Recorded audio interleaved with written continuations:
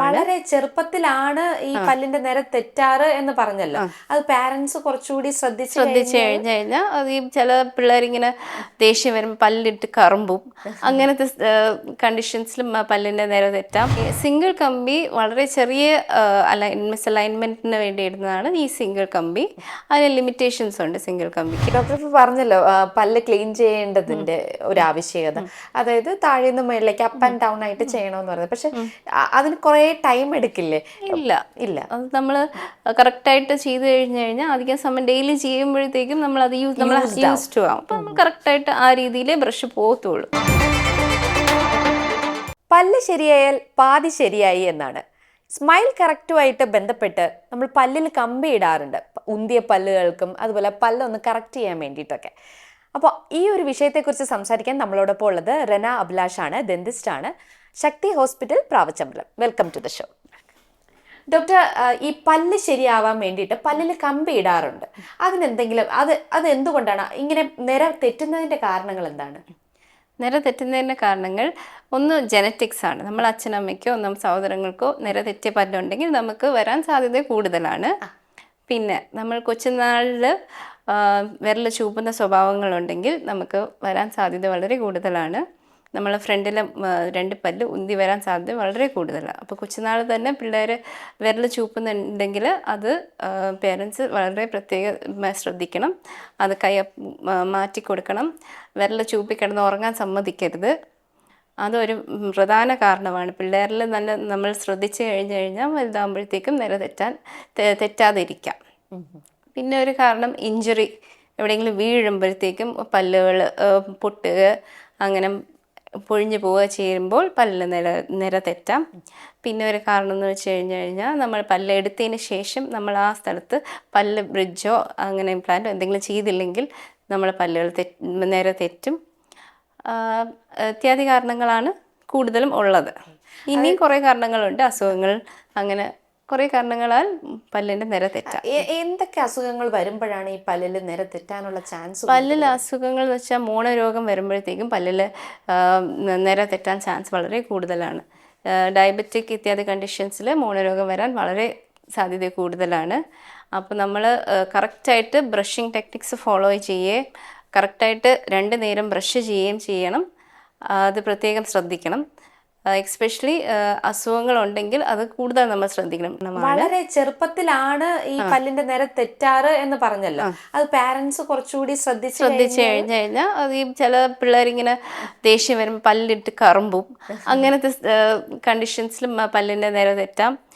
അപ്പം അതൊക്കെ നമ്മളൊന്ന് ശ്രദ്ധിച്ച് അവരെ ഒന്ന് മനസ്സിലാക്കി നാക്കിട്ട് ഉന്തി ഇങ്ങനെ തള്ളി ഉന്തിക്കല്, ഇതൊക്കെ നമ്മൾ ഒരു പാരൻസിനിടയിൽ നമ്മൾ അവരെ ആദ്യം തന്നെ പറഞ്ഞ് മനസ്സിലാക്കി കറക്റ്റ് ചെയ്യാൻ ശ്രമിച്ചു കഴിഞ്ഞാൽ കുറേയൊക്കെ കൊച്ചിലെ തന്നെ ഉള്ള പ്രശ്നങ്ങൾ കുറേയൊക്കെ സോൾവ് ആവും. അതേപോലെ കറക്റ്റ് ടൈമിൽ മിൽക്ക് ടൂത്ത് എടുത്ത് കൊടുക്കണം പെർമനന്റ് ഡെന്റിഷൻ വരാൻ വേണ്ടി. അല്ലെങ്കിൽ ആ പെർമനന്റ് ടൂത്ത് പല്ലിൻ്റെ മോണിൻ്റെ മുകളിലായിട്ട് വരും, അങ്ങനെയും നിര തെറ്റും. അപ്പം കറക്റ്റ് ടൈമിൽ പല്ലെടുത്ത് കൊടുക്കുന്നത് വളരെ ഇമ്പോർട്ടൻ്റ് ആയിട്ടുള്ളൊരു കാര്യമാണ്. പല്ല് കമ്പി ഇടുന്നത് തന്നെ കെട്ട് കമ്പി അല്ലെ, അങ്ങനെയുണ്ട്. പിന്നെ ഒരു സിംഗിൾ കമ്പി ആയിട്ട് ഇടാറുണ്ട്. എന്താണ് ഇതിൻ്റെയൊക്കെ ഒരു ഡിഫറൻസ്? ഈ സിംഗിൾ കമ്പി വളരെ ചെറിയ മിസ്അലൈൻമെന്റിന് വേണ്ടി ഇടുന്നതാണ് ഈ സിംഗിൾ കമ്പി. അതിന് ലിമിറ്റേഷൻസ് ഉണ്ട് സിംഗിൾ കമ്പിക്ക്. മറ്റേ ബ്രേസസ്, നമ്മളുടെ കെട്ടുകമ്പി എന്ന് പോലെ പറഞ്ഞ പോലെ, അത് കുറച്ചും കൂടെ ഡിഫിക്കൽട്ട് കേസസിൽ കുറേ ഉന്തിയിരിക്കുന്ന ഒക്കെ കറക്റ്റ് ചെയ്യാനാണ് ഈ ബ്രേസസ് ഇടുന്നത്. ബ്രേസസ് തന്നെ ടൈപ്സ് ഉണ്ട്, മെറ്റാലിക് ഉണ്ട്, സിറാമിക് ഉണ്ട്, അങ്ങനെ ഡിഫറെൻറ്റ് ടൈപ്സ് ഓഫ് ബ്രേസസ് ഉണ്ട്. അപ്പം നമ്മളുടെ അലൈൻമെൻറ്റ് എത്രത്തോളം സിവിയർ ആണ് അതനുസരിച്ചാണ് നമ്മൾ ബ്രേസസ് ഡിസൈഡ് ചെയ്യുന്നത്. പിന്നെ സിറാമിക് ആകുമ്പോഴത്തേക്കും കുറച്ചും കൂടെ എസ്തെറ്റിക് ആണ്, അറിയത്തില്ല ആൾക്കാർ ഇങ്ങനെ ഇട്ടിട്ടുണ്ടെന്നുള്ളത്. അതിന് ഇപ്പോൾ അതും കഴിഞ്ഞിട്ട് ഇപ്പോൾ അലൈനേഴ്സ് എന്ന് പറഞ്ഞൊരു സെറ്റ് ഓഫ് ഇതുണ്ട് സ്മൈൽ കറക്ഷൻ്റെ ഭാഗമായിട്ട്. അതാകുമ്പോഴത്തേക്കും തീരെ അറിയാൻ പറ്റത്തില്ല നമ്മളുടെ പല്ല് കറക്റ്റ് ചെയ്യുന്ന പല്ല് നമ്മൾ അലൈൻ ചെയ്യാനായിട്ടാണ് ഈ അലൈനേഴ്സ് യൂസ് ചെയ്യുന്നത്. അത് ഈ മൊത്തത്തിൽ ഇങ്ങനെ ഒരു പ്ലാസ്റ്റിക് ഇതുപോലെ ഇരിക്കും, അത് വായിക്കാത്ത ഇങ്ങനെ വെച്ച് ഒരു സെറ്റ് ഉണ്ട്. ആ സെറ്റ് ഓരോ മാസം മാറ്റി മാറ്റി വെക്കണം. അങ്ങനെയാണ് അലൈനേഴ്സിൻ്റെ. ഡോക്ടറെ, ഏത് ഏജിലാണ് നമ്മൾ ഈ കമ്പി ഇട്ട് തുടങ്ങേണ്ടത്? അത് മാത്രമല്ല, ഒരു ചെറുപ്പത്തിലായ ഇട്ടാൽ കുറച്ച് കറക്റ്റ് ആയിരിക്കും എന്ന് പറയും, പക്ഷെ കുറച്ചുകൂടെ വലുതായതിനു ശേഷമാണ് ഇടാൻ പറ്റുന്നതെങ്കിലൊക്കെ അത് ഏത് ഏജിലായിരിക്കും? ഏജ് സാധാരണ ഒരു 12 വയസ്സാണ് പറയുന്നത്. അതായത് നമ്മൾ പാൽപ്പല്ലെല്ലാം പോയി നമ്മളുടെ പെർമനൻറ്റ് ടൂത്തൊക്കെ വന്നതിന് ശേഷമാണ് സാധാരണഗതിയിൽ നമ്മൾ കമ്പി സ്റ്റാർട്ട് ചെയ്യുന്നത്. പക്ഷെ നമുക്ക് ചില കേസുകളിൽ 2 മിക്സഡ് ഡെൻറ്റിഷനുള്ള സമയത്തും സ്റ്റാർട്ട് ചെയ്യും. അത് ഓരോ പേഷ്യൻസ് അനുസരിച്ച് ഇരിക്കും. പിന്നെ നമ്മൾ ബേസിക്കലി നമ്മളുടെ ഏത് വയസ്സ് വരെ എന്ന് ചോദിക്കുവാണെങ്കിൽ, നമ്മളുടെ പല്ലിൻ്റെയും മോണയുടെയും ഒക്കെ ഹെൽത്തി ആയിട്ടിരിക്കുവാണെങ്കിൽ, നമ്മൾ ബോൺ സ്ട്രക്ചർ നല്ലതുപോലെ ഉണ്ടെങ്കിൽ, നമ്മൾ പ്രോപ്പർ പല്ലിനെ കെയർ ചെയ്യുന്നുണ്ടെങ്കിൽ, നമുക്ക് അത്യാവശ്യം നല്ല പ്രായം വരെയും നമുക്ക് കമ്പി ഇടാൻ പറ്റും. സോ നമ്മൾ ബേസിക്കലി ആദ്യം ചെയ്യേണ്ടതെന്ന് വെച്ചാൽ നല്ലൊരു ഓറൽ ഹൈജീൻ മെയിൻറ്റെയിൻ ചെയ്യുക. 2 നേരം കൃത്യമായിട്ട് ബ്രഷ് ചെയ്യണം. ബ്രഷ് ചെയ്യുന്ന കറക്റ്റ് ടെക്നിക്കിൽ ബ്രഷ് ചെയ്യണം. സാധാരണ പല്ലുകൾ ഇങ്ങനെ എല്ലാവരും തേക്കുന്നത് നമ്മൾ കണ്ടിട്ടുണ്ടല്ലോ.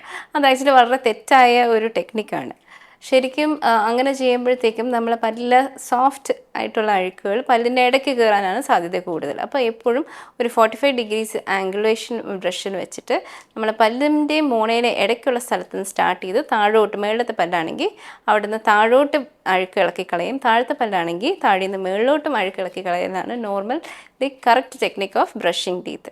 അപ്പം അത് കൃത്യമായിട്ട് നമ്മൾ ചെയ്യുകയാണെങ്കിൽ, പിന്നെ നമ്മുടെ ആരോഗ്യപരമായിട്ട് ഷുഗർ ഇതൊന്നും വരാതെ, അസുഖങ്ങൾ വരാതെ നോക്കുകയാണെങ്കിൽ ഏറെക്കുറെ നാൾ നമ്മുടെ പല്ലിൻ്റെയും മോണയുടെയും ബോൺസിൻ്റെയും ഹെൽത്ത് വളരെ സ്ട്രോങ് ആയിട്ടിരിക്കും.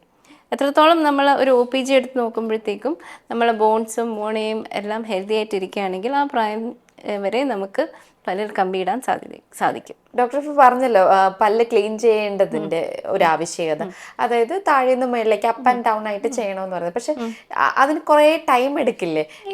ഇല്ല അത് നമ്മൾ കറക്റ്റായിട്ട് ചെയ്ത് കഴിഞ്ഞാൽ അധികം സമയം ഡെയിലി ചെയ്യുമ്പോഴത്തേക്കും നമ്മളത് യൂസ്ഡ് ആവും. അപ്പം നമ്മൾ കറക്റ്റായിട്ട് ആ രീതിയിലേ ബ്രഷ് പോകത്തുള്ളൂ. കൊച്ചിലേ തൊട്ട് നമ്മൾ പാരൻസ് ഇങ്ങനെ പഠിപ്പിച്ച് തരുന്നതുകൊണ്ടാണ് നമ്മൾ വേഗം ഇങ്ങനെ ബ്രഷ് ചെയ്തിട്ട് പോകുന്നത്. പക്ഷെ അത് വളരെ റോങ് ആയൊരു ടെക്നിക്കാണ്. കറക്റ്റായിട്ട് ടെക്നിക്ക് നമ്മൾ കൊച്ചിലെ ഫോളോ ചെയ്ത് കഴിഞ്ഞാൽ പിള്ളേർ ആ രീതിയിൽ പല്ല് തേക്കത്തുള്ളൂ. പിന്നെ ഒരു ഫ്ലോസിങ്, അതായത് പല്ലിൻ്റെ ഇടയ്ക്കുള്ള അഴുക്ക് എടുക്കാൻ വേണ്ടി ഒരു ഫ്ലോസ് യൂസ് ചെയ്യുന്നത് നല്ലതാണ്. അതേപോലെ മൗത്ത് വാഷ് യൂസ് ചെയ്യുന്നത്, പല്ല് തേച്ചതിന് 1/2 മണിക്കൂർ ശേഷം മൗത്ത് വാഷ് യൂസ് ചെയ്യുന്നത് നല്ലതാണ്. വായിക്കകത്തുള്ള ബാക്ടീരിയയും സ്മെല്ലും ഒക്കെ മാറ്റാൻ വളരെ എഫക്റ്റീവ് ആയിട്ടുള്ള സാധനമാണ് മൗത്ത് വാഷ്. ഡോക്ടർ, അതുപോലെ തന്നെ ഇപ്പോൾ ഈ പല്ലിൽ കമ്പി ഇട്ട ആൾക്കാർ എങ്ങനെയാണ് അത് മെയിൻറ്റെയിൻ ചെയ്യേണ്ടത്? ക്ലീനിങ് ചെയ്യേണ്ടതൊക്കെ എങ്ങനെയാണ്? പല്ലിൽ കമ്പി ഇട്ട ആൾക്കാർക്ക് അത് ക്ലീൻ ചെയ്യാനായിട്ട് പ്രത്യേക ബ്രഷ് ഉണ്ട്, ഓർത്തഡോണ്ടിക് ടൂത്ത് ബ്രഷ് എന്നാണ് പറയുന്നത്. അപ്പം അത് നമ്മൾ റെഗുലറായിട്ട് ബ്രഷ് ചെയ്യുന്ന പോലെ തന്നെയാണ് അതും വെച്ച് ബ്രഷ് ചെയ്യുന്നത്. അത് ഇതിനും ഫ്ലോസ് യൂസ് ചെയ്യണം. പല്ലിൻ്റെ ഇടയ്ക്കുള്ള അഴുക്ക് മാറ്റാനായിട്ട് ഫ്ലോസ് യൂസ് ചെയ്യണം. ഓക്കെ.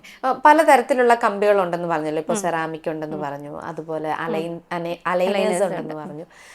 അപ്പൊ ഇങ്ങനെയുള്ളതൊക്കെ ഇടുമ്പോൾ പല രീതിയിലായിരിക്കുമല്ലോ അതിന്റെ ഒരു ക്ലീനിങ് പ്രോസസ് എന്ന് പറയുന്നത്. അതും കൂടെ ഒന്ന് പറയാം. ആദ്യം നമ്മൾ സിംഗിൾ കമ്പി ക്ലീൻ ചെയ്യേണ്ട രീതി എന്ന് വെച്ചാൽ അത് ഡെയിലി നമ്മൾ ഇളക്കി നല്ലോണം ബ്രഷ് ചെയ്ത് നമ്മൾ മാറ്റിയിട്ട് ഒരു ചെറിയ സോപ്പ് സൊല്യൂഷനിലോ ഒന്ന് ക്ലീൻ ചെയ്ത് എടുത്തിട്ട് തിരിച്ച് രാവിലെ ഫിറ്റ് ചെയ്യണം. അതാണ് അതിനൊരു ഡ്രോബാക്ക്. മോസ്റ്റ്ലി ഒന്ന് ലിമിറ്റഡ് മൂവ്മെന്റ് കിട്ടത്തുള്ളൂ ഈ റിമൂവബിൾ കമ്പി ഇടുമ്പോൾ.